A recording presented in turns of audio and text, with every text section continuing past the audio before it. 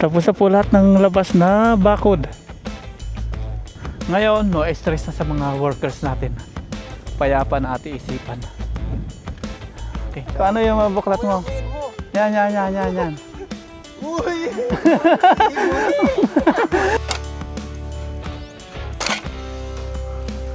Ayan, palubog na po si Haring Araw.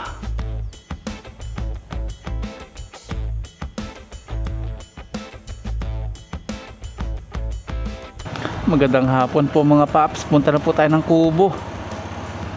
Alas 3:30.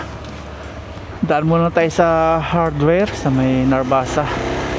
I-canvas po natin yung materials ng gate. Tingnan po natin kung magkano po abutin. Pero hindi pa po siya yung kinukuha nating gagawa ng gate. Nagbibidding pa tayo. O namimili pa tayo kung saan tayo makakamura.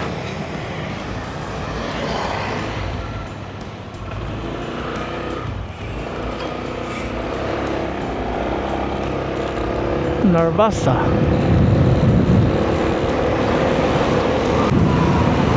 Mga stainless po yung kukunin natin. Pero sa may railings wala po stainless na makapal na ganun. Bakal po yung mangyayari.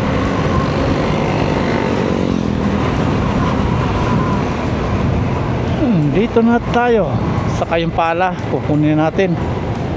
Sabihin natin di binigay na sana. Dito tayo. Narbasa.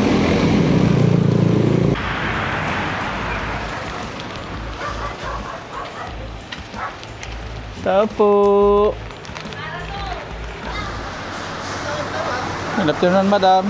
Paano ako? Oh, ba't sa may plywood? 650, 700.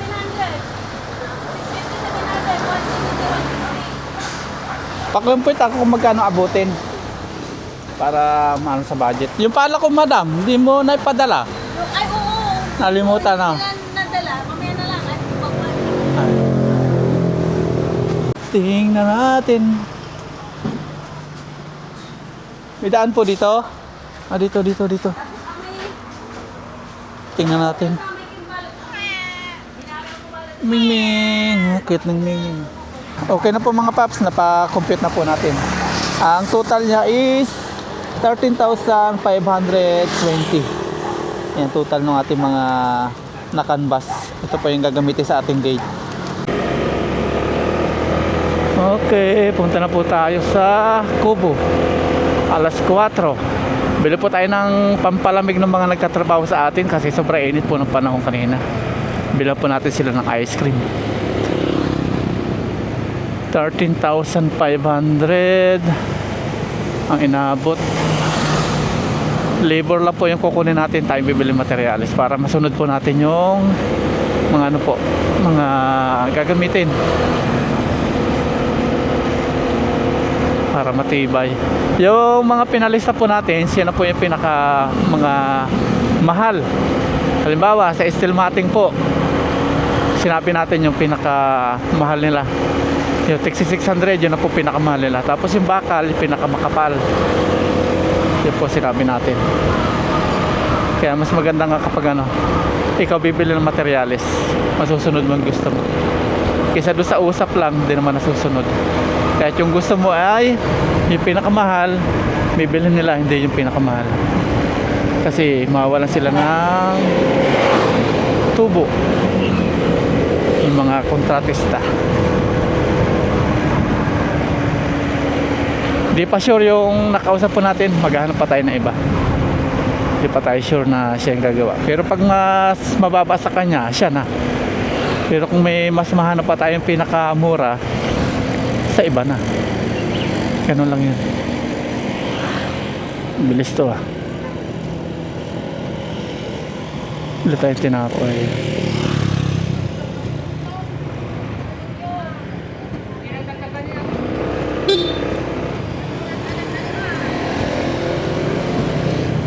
Nagpadaan. Thank you. Bili tayo tinapay tapos ice cream. Bili po akong tinapay.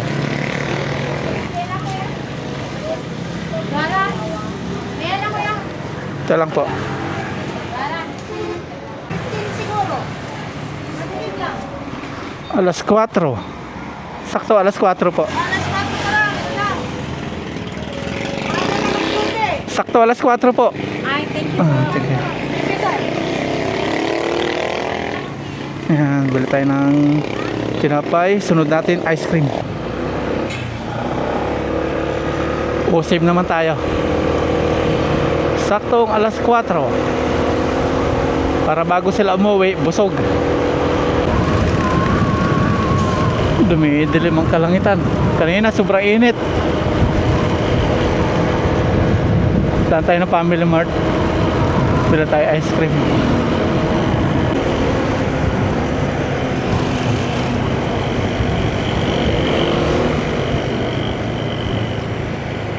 Alphamart. Ice cream. Pasok po tayo sa loob.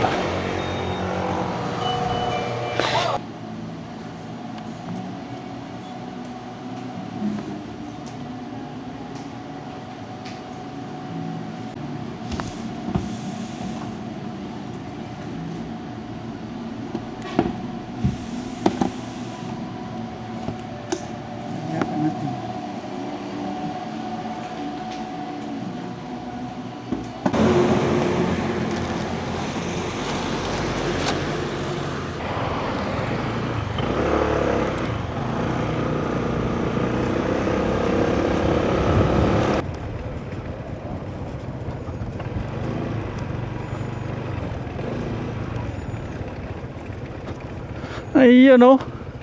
Tapos na rin dito oh. Wow. Tapos na po lahat ng labas na bakod.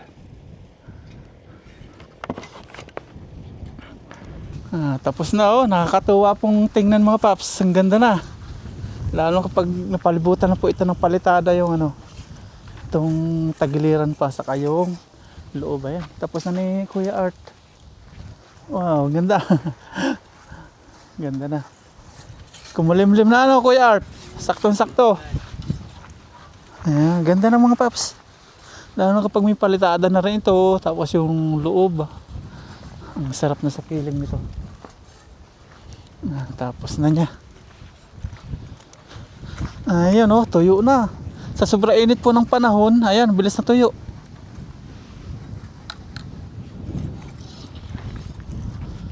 Tuyo na.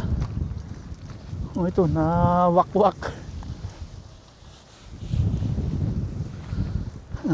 Sana sa gabi umulan para madiligan po ito. Ayos. Unti-unti na pong gumaganda yung ating ano, ating bakod. Merienda, Kuya Art.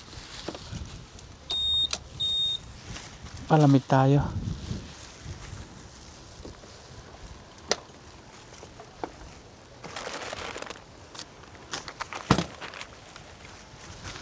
Merienda, merienda.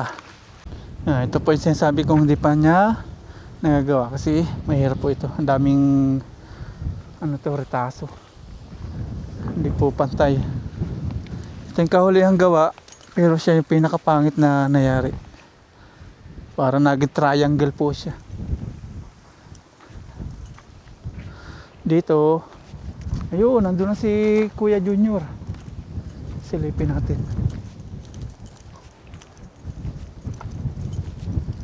Silipin natin. Ayun, tapos na dito.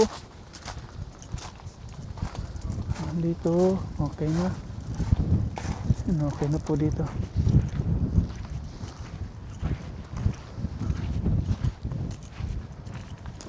Dito na siya, nakarami na oh. 1, 2, 3, 4, 5, 6, 7, 8, 9, 10, 11, 12. Makakasampu siya. Dalawa doon sa arap. Oo, makakasampu. Hindi dito ba, makakasampu siya. Mas makapal doon sa loob. Sa labas, sir. Sa labas. Dito manipis lang. Medyo, sir. Pero makapal din ng konti, pero mas makapal yung labas. Lalo pag nabuklat mo, buklatin mo yon. Tingnan mo. Tingnan mo muna, tingnan mo muna. Paano yung mabuklat mo? Uyin mo. Yan. Uy! Di ba? Lalo lalakas yan si Kuya Junior. Galit na kayo! Biglang nakapaghalo. Halo pa daw, halo. Wala, matatapos ako. Yan, last na halo. Arawan. Last na halo na po nila to.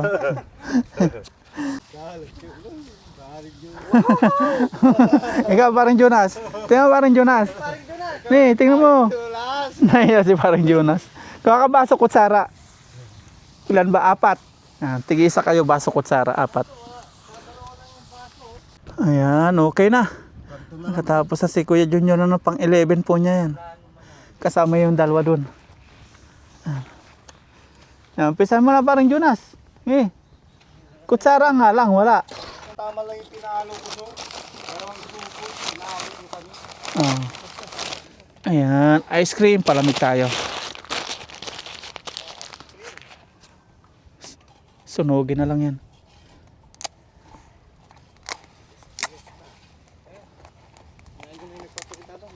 Iwanan nyo na, matira kanya. Sige ito, pili na. Tapos may tinapay. Kuha na kayo. Tara. Gusto nyo palamanan nyo. Palaman. Ito kayo. Kain po tayo. Merienda. Kasi nasa initan po sila, palamigin natin. Tinapay. Palaman nyo. Ikaw, sir. Yes. Ang ganda dito, yung tinapay na ang paglagyan. Palaman. Pero sa kanya, Matira kanya. swerte yung Swerte yung matitira. may wala siya Merienda po tayo. Ayan, ice cream. Chocolate, mango, obe. Tapos yan may tinapay pa. Pang bago pa sa para kayo niya Ba't kayo, sir? Sige po, matira ang akin. Ako nahuli. Pang 11 oh. Iba-ibang flavor. Pang 11. Iba-iba. Para kayo bumili ng... Palaman tayo. May baso din oh. Base, sir. Mamaya, sir. Tinapay muna kayo. Bilisan ko na lang para makabaso ako.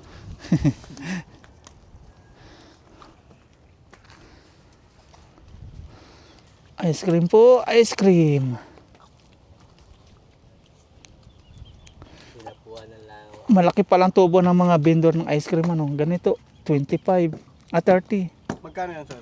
Itong ganito sa vendor, 30. Hindi yan. Yung isang buo na yun.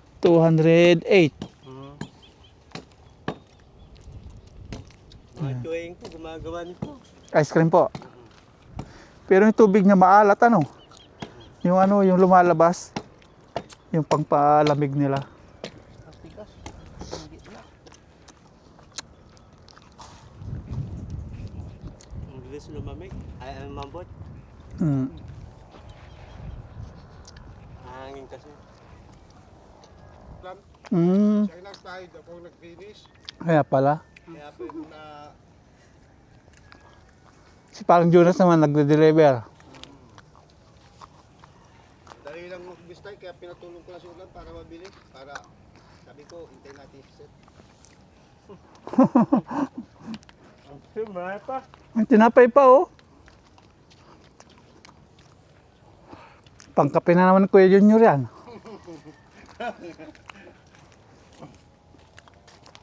Hindi minsan nyo na. Ito, mag-ice cream na kayo. Pwede na. Malulusaw na to. Pag malusaw. Pangit po yan. Parang hindi ka nag-ice cream pag lusaw. Kuya, ayaw na. Hindi milig sa ice cream yan, sir. Ay parang Jonas na daw. Yung isang tinapay, palamanan nyo na. Palamanan na.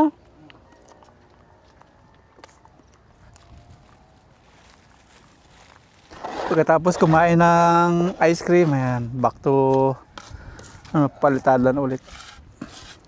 Si parang Jonas daw ang ubos nito. Oo.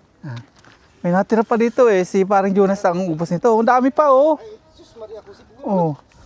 Sarap yan. Kiskisa niya. Kiskisin. Di pa yan tapos. Basa pa. Alas 5 na po mga paps. Uwi na nila. Yan. Bukas ulit. Bago sila umuwi, pagdating sa bahay, busog. Mahalin po natin yung mga workers natin. Pag magaganda pa yung pinapakita sa atin. Tapos ngayon, may dala tayong kalaykay.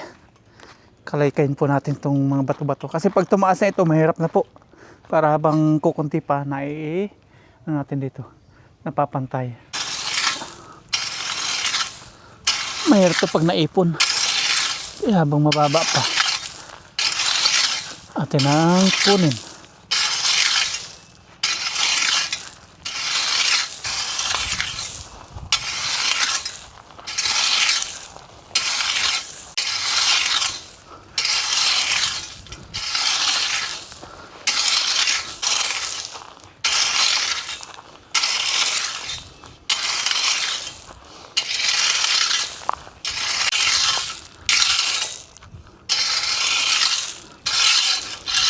Okay, napantay na po natin. Para di rin maputik kapag nag-ulan-ulan. Tinitingnan po natin, ang sarap po sa pakaramdam. Ito na po yung last na poste. Dito sila nagpost simula na gumawa ng unang poste. Ngayon dito lang sila nagtapos. Okay na po. Lahat ng poste dito sa labas nalagyan na po ng palitada. Ang ganda tingnan. Ngayon pamantay na. Dati ano siya, kukuba-kuba, may papunta dito, may pumunta doon, may punta dito, may punta doon, may sexy, merong ano ba, problema yung ating mga haligi. Ngayon okay na. Unti-unti na napapantay. Na ayos na. Unti-unti na. Okay na po sa labas lahat. Sa loob na sila nga bukas lahat. Dito, palitada, okay na rin po sa labas. Nandito na sila, okay na rin. Yan. Tatapos na. Ganda na pag natutuyo oh. Sabi nila diligan daw natin para tumibay yan. Try natin diligan po. Kuha tayong tubig. Yan, okay na po. Tapos na. Dito yung magiging last po nila na pagpapalitadahan. Kasi paikot po sila eh. Yan, okay na.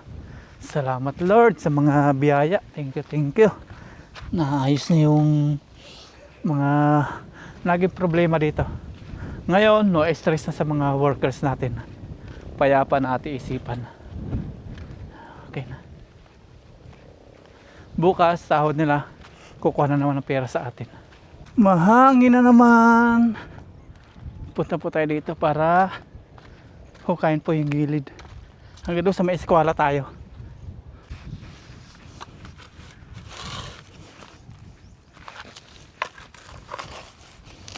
Umpisa na po natin.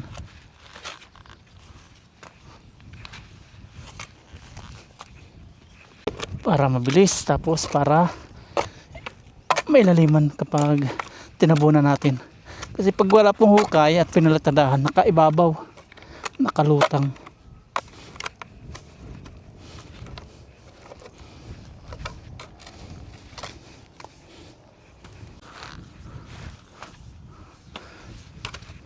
Maganda ito pang hukay flat kaysa doon sa tulis.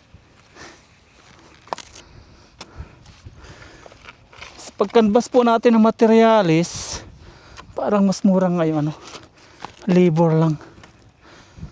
Kasi kapag yung kukunin po natin yung labor materialis, parang mahal. Kasi may nakausap tayo 45k labor materials.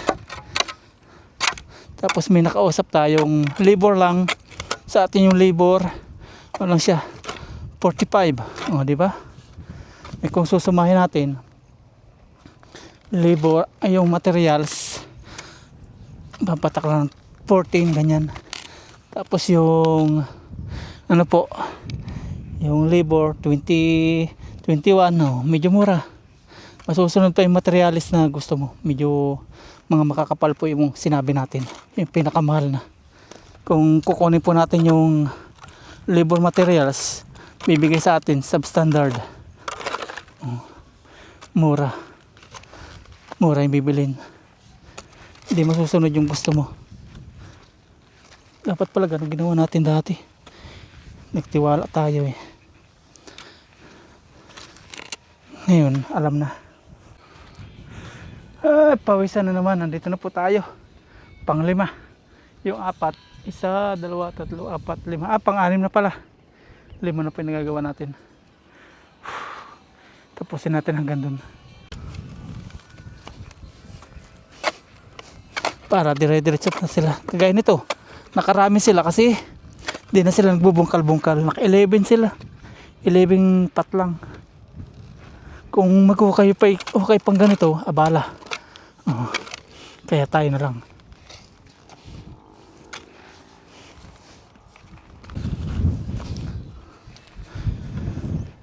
Konting tiyagaan na lang mga paps, okay na rin to. 1 week na lang, kita na nating tapos na yung palitada. Sunod steel matting. Pagkakabit tayo steel matting, mga 3 days. Yung gate 3 days din. Ngayong buwan matatapos na po, June, para mag tuloy-tuloy na ulan, no problem na tayo pag papabakod.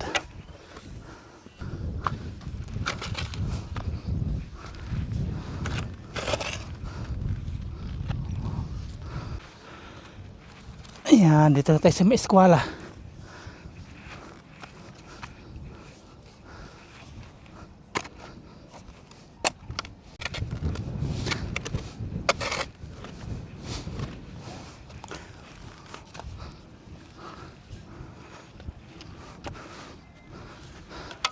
Ito na po yung last na pitak na ating paghukayan ngayong araw. Okay, matatapos na tayo. Isang bugsok na lang. Okay, tapos na. Hanggang eskwela po.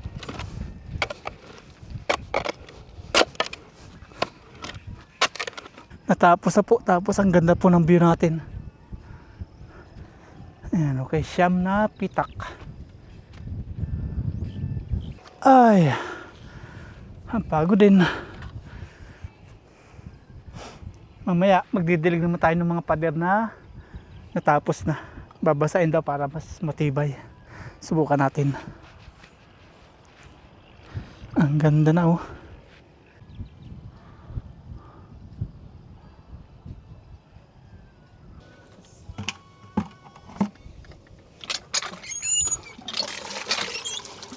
Magdidilig naman po tayo. Hindi ngayon umulan, diligyan natin yung campaign.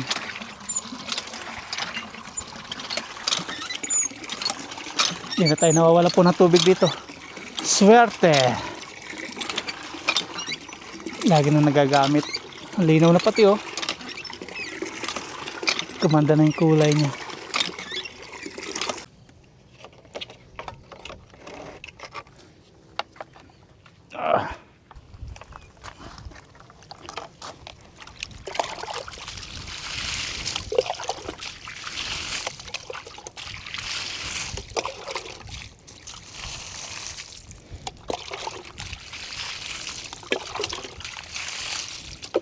Kabila naman.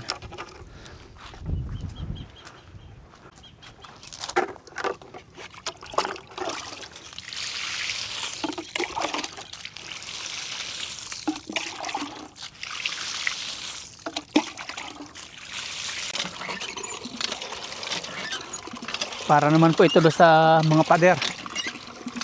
Subukan natin diligan.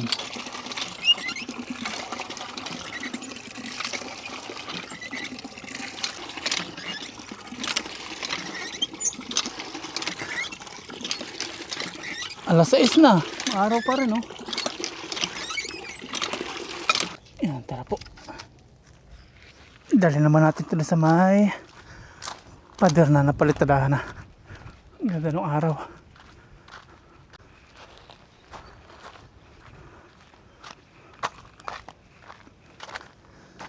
Ito. Ito naman ang didiligan natin. Para tumibay.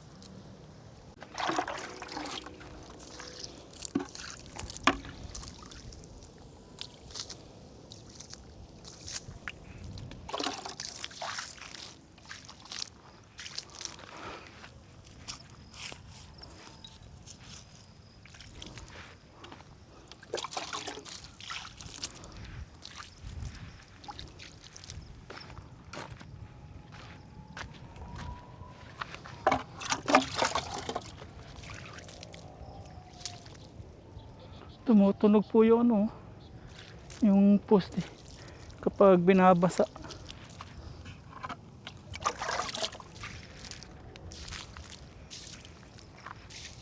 Tumutunog siya po. Okay na po, nabasa na po natin yung mga semento.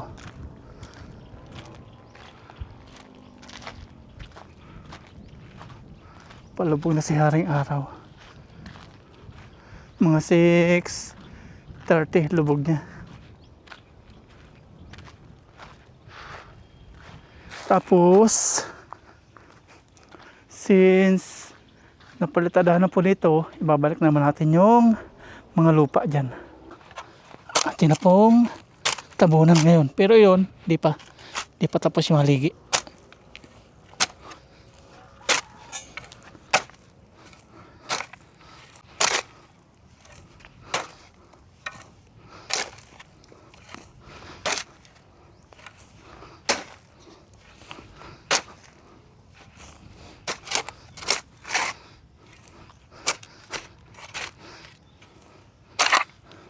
Kung kanina naghuhukay naman tayo para palitadahan, ito naman binabalik natin yung lupa.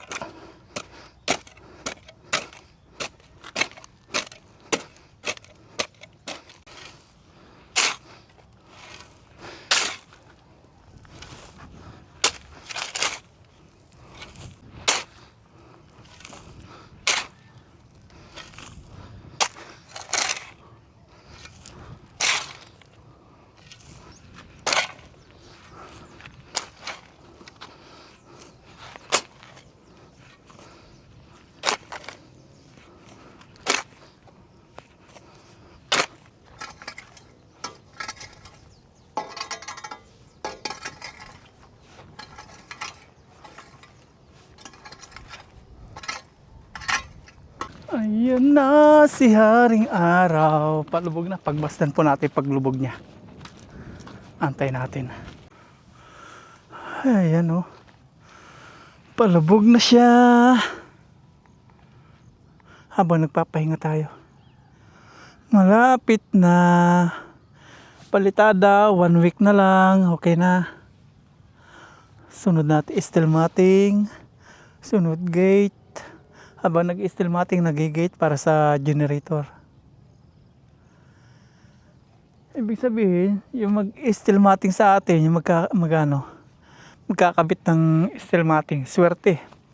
Kasi dito sa kabila, namumroblema po sila sa, ano po, doon sa, tawag nito, pagkakabitan ng pang-welding nila.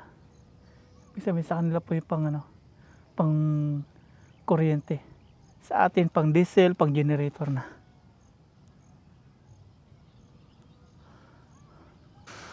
Ayan, palubog na po si Haring Araw.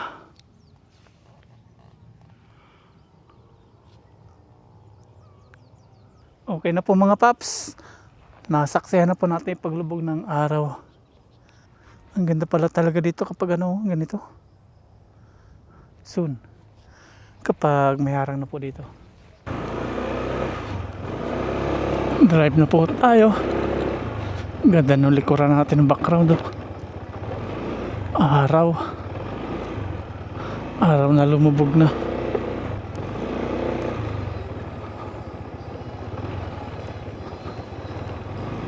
Madilim na.